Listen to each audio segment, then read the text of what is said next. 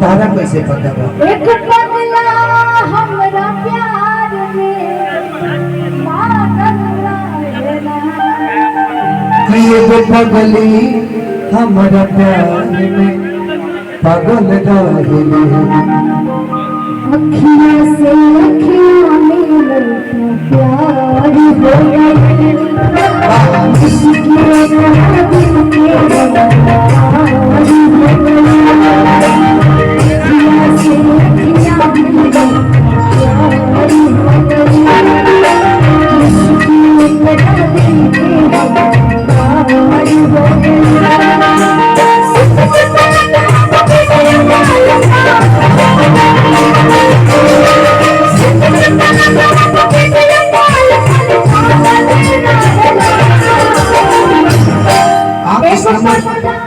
आप जिस नंबर पे बात करना चाहते हैं हाँ वो कृपया किसी और लाइन पे बसते हैं। कृपया 5 मिनट के बाद फोन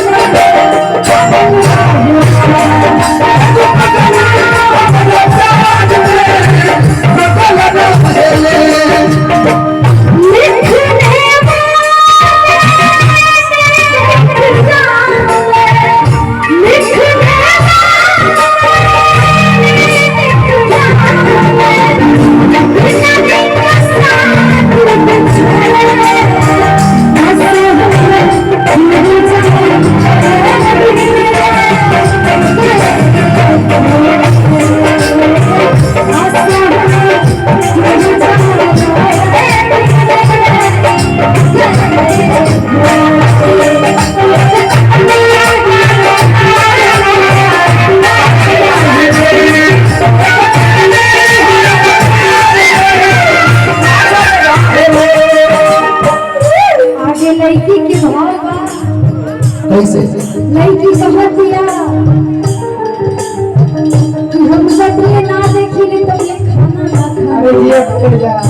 लेकिन वो बारे न हमरा से दूर दूर भागत रहे। सुना लेकिन हम कहते तारा खाती जहर जिंदगी में घोरबू तबाह करबू। जहर जिंदगी में घोरबू तबाह करबू। हमर बोले हम देखबू जे प्यार करबू। हमर बोले हम देखबू जे प्यार करबू।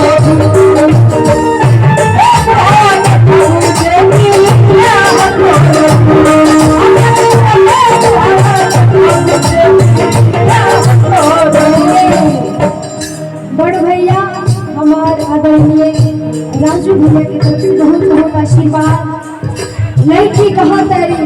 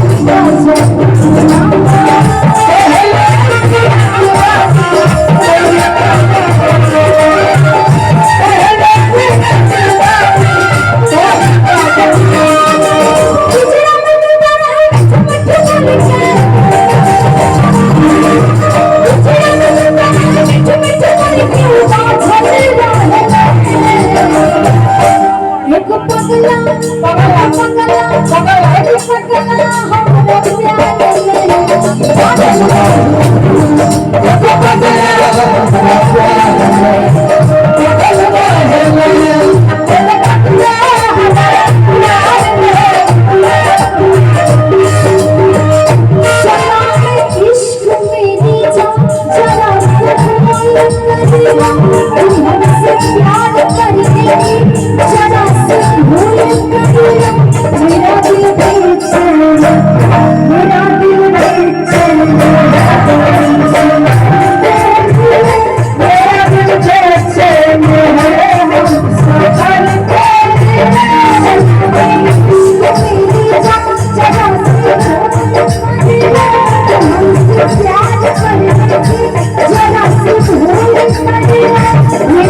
बेचैन मेरा दिल बेचैन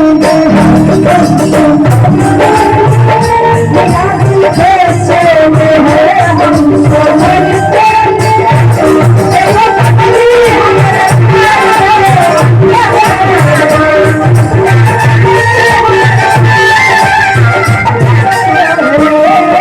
पगला हमरा के प्रपोज कर रहे कैसे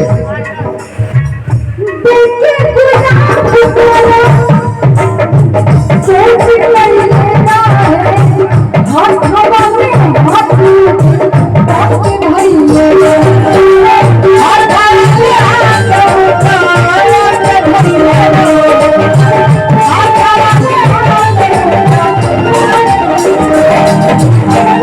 देखे गुलाब तोरा सोच लेना हाथ हवा में हाथ के भरी